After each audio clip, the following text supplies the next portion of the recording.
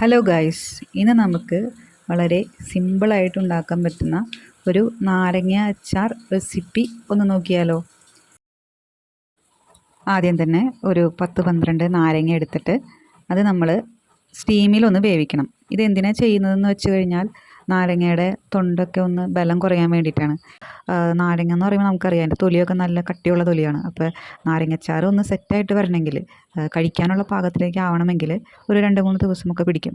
പക്ഷേ സ്റ്റീം ചെയ്യുകയാണെങ്കിൽ നമുക്ക് ഇന്ന് തൊട്ട് തന്നെ നാരങ്ങയുടെ തൊണ്ടൊക്കെ തന്നെ കഴിച്ചു തുടങ്ങാം. അതിൻ്റെ കട്ടിയൊക്കെ കുറഞ്ഞ് വളരെ നൈസായിട്ടുള്ള തൊണ്ടൊക്കെ ആയിട്ട് മാറിയിട്ടുണ്ടാവും. അപ്പോൾ അതുമാത്രമല്ല അതിൻ്റെ സ്വാദും കൂടിയിട്ടുണ്ടാവും. അപ്പോൾ ഇതുപോലെ സ്റ്റീം ചെയ്യുന്നതാണ് എപ്പോഴും ഉത്തമം. ഒരു 2-3 മിനിറ്റൊക്കെ സ്റ്റീം ചെയ്താൽ മതിയാവും. അപ്പോഴേക്കും തന്നെ നാരങ്ങയുടെ തൊണ്ട് ഒന്ന് സോഫ്റ്റായിട്ടുണ്ടാകും. അപ്പോൾ ഇതാണ് നമ്മൾ സ്റ്റീം ചെയ്തെടുത്ത നാരങ്ങ. ഇനി നമുക്കിത് ചൂടാറാനായിട്ട് ഒരു പാത്രത്തിലേക്ക് മാറ്റി വയ്ക്കാം.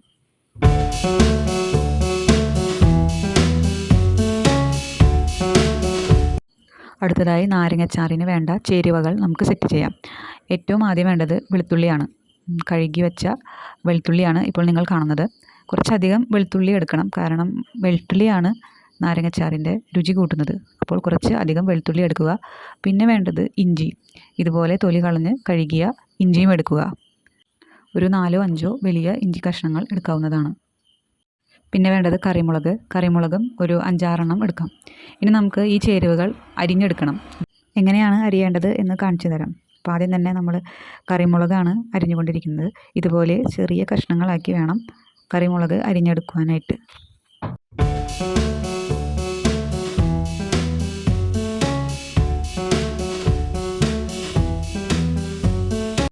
അപ്പോൾ ഇത്രയും കറിമുളകാണ് നമ്മൾ അരിഞ്ഞെടുക്കേണ്ടത്. ഇതാണ് നമ്മൾ അരിഞ്ഞെടുത്ത കറിമുളക്.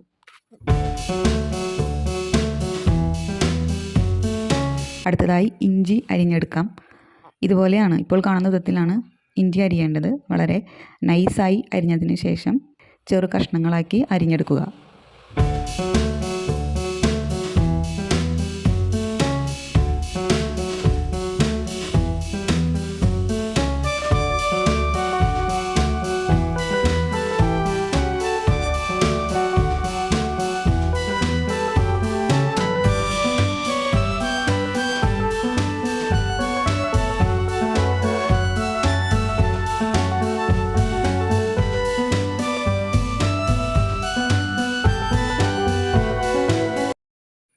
അടുത്തതായി നാരങ്ങ അരിഞ്ഞെടുക്കാം. നിങ്ങളിപ്പോൾ കാണുന്ന വിധത്തിലാണ് നാരങ്ങ അരിഞ്ഞെടുക്കേണ്ടത്. നിങ്ങളുടെ ഇഷ്ടമുള്ള വലിപ്പത്തിൽ അരിഞ്ഞെടുക്കാം. നിങ്ങൾക്ക് ചെറിയ കഷ്ണമായി അരിഞ്ഞെടുക്കണമെങ്കിൽ അങ്ങനെ അരിഞ്ഞെടുക്കുക. അല്ലെങ്കിൽ വലിയ കഷ്ണങ്ങളായിട്ടാണ് വേണ്ടതെന്ന് താല്പര്യമുണ്ടെങ്കിൽ അതുപോലെയും അരിഞ്ഞെടുക്കാം.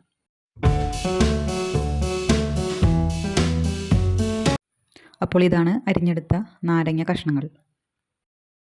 ഇനി എങ്ങനെയാണ് നാരങ്ങ അച്ചാർ ഉണ്ടാക്കാൻ പോകുന്നത് എന്ന് നോക്കാം.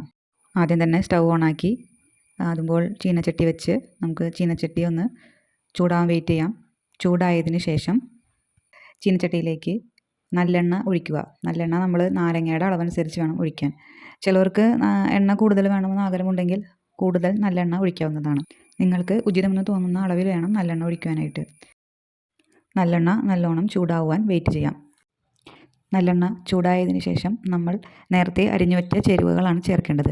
അപ്പോൾ എന്തൊക്കെ ചേരുവകളാണെന്ന് ഒന്നും കൂടെ നോക്കാം. കടുക്, വെളുത്തുള്ളി, ഇഞ്ചി, പച്ചമുളക്. ഇഞ്ചിയും പച്ചമുളകും വെളുത്തുള്ളിയും നമ്മൾ നേരത്തെ സെറ്റ് ചെയ്ത് വെച്ചിട്ടുണ്ട്. കടുകും അതുപോലെ എടുക്കുക. എണ്ണ നന്നായി ചൂടായി കഴിഞ്ഞാൽ കടുക് അതിലേക്ക് ഇടുക. കടുക് നല്ലവണ്ണം പൊട്ടിത്തെറിക്കും.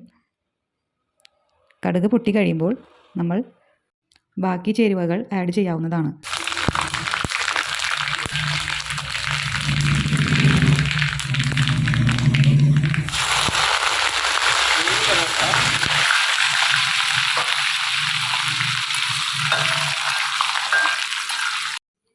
ആദ്യം വെളുത്തുള്ളി ഇടുക.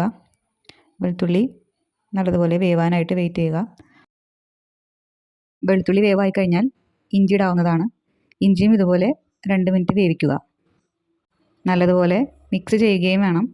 നമ്മളിത് വേവിക്കുന്നതിൻ്റെ ഒപ്പം നല്ലതുപോലെ ഇളക്കി കൊടുക്കുക. അടുത്തതായി കുറച്ച് കല്ലുപ്പ് ഇതിലേക്ക് ചേർക്കണം.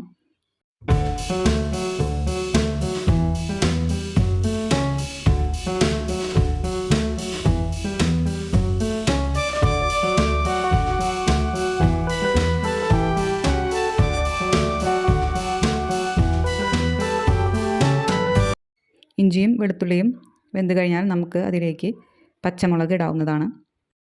നല്ലതുപോലെ മിക്സ് ചെയ്ത് കൊടുക്കുക.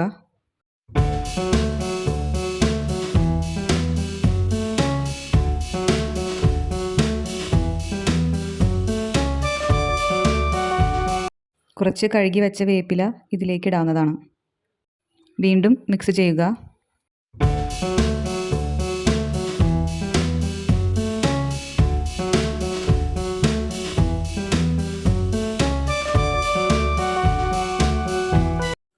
അടുത്തതായി ഇതിലേക്ക് കായം ചേർക്കുക. കായത്തിൻ്റെ പൊടി ചേർത്താലും മതിയാവും. ഇപ്പോൾ ഞാനിവിടെ ചേർത്തിരിക്കുന്നത് കട്ടയായിട്ട് കിട്ടുന്ന കായം, അത് ചൂടാക്കിയതിന് ശേഷം പൊടിച്ചിട്ട് ഞാൻ ഇട്ടിരിക്കുന്നതാണ്. നിങ്ങൾക്ക് എങ്ങനെ വേണമെങ്കിലും കായം ചേർക്കാം. ഇതുപോലെ വറുത്ത് പൊടിച്ച കായമാണ് അച്ചാറിന് കൂടുതൽ രുചി നൽകുന്നത്. കായം ഇട്ടതിന് ശേഷവും നമ്മൾ നല്ലതുപോലെ ഇളക്കി കൊടുക്കണം.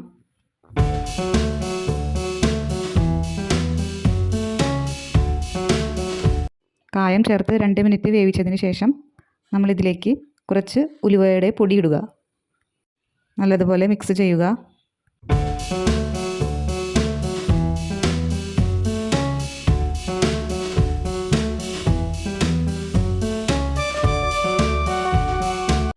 അടുത്തതായി മഞ്ഞൾപ്പൊടി ചേർക്കാം. മഞ്ഞൾപ്പൊടി 1 ടീസ്പൂൺ ചേർക്കണം. മഞ്ഞൾപ്പൊടി ചേർത്തതിന് ശേഷം ഒരു 2 ടീസ്പൂൺ നിറച്ച് മുളക് പൊടി ചേർക്കുക. മുളക് പൊടിയാണ് നമ്മൾ കൂടുതൽ എടുക്കുന്നത്. എരിവ് കൂടുതൽ വേണമെന്നുള്ളവർക്ക് കൂടുതൽ മുളക് പൊടി ആഡ് ചെയ്യാവുന്നതാണ്.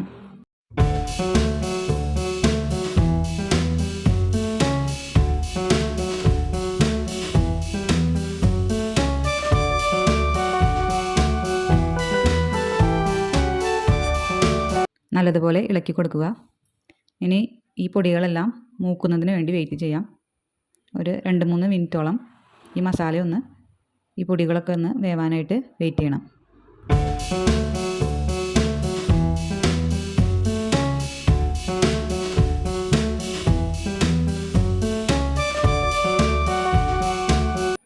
ഇവയെല്ലാം മൂത്തതിന് ശേഷം നമുക്കിതിലേക്ക് അരിഞ്ഞു വെച്ച നാരങ്ങ ചേർക്കാവുന്നതാണ്.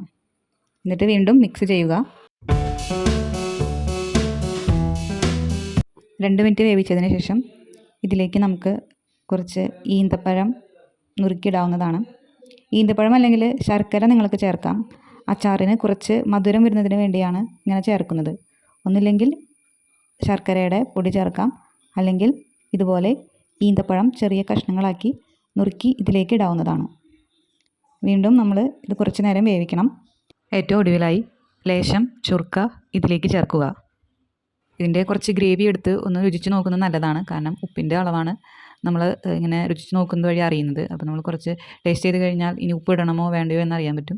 ഉപ്പ് കുറവാണെങ്കിൽ കുറച്ച് ഉപ്പ് ചേർക്കുക. ഉപ്പ് ആവശ്യത്തിനുണ്ടെങ്കിൽ പിന്നെ ചേർക്കേണ്ടത് ആവശ്യമില്ല. 2 മിനിറ്റ് ഒന്ന് വേവിച്ചതിന് ശേഷമാണ് നമ്മൾ സ്റ്റവ് നിർത്തുക.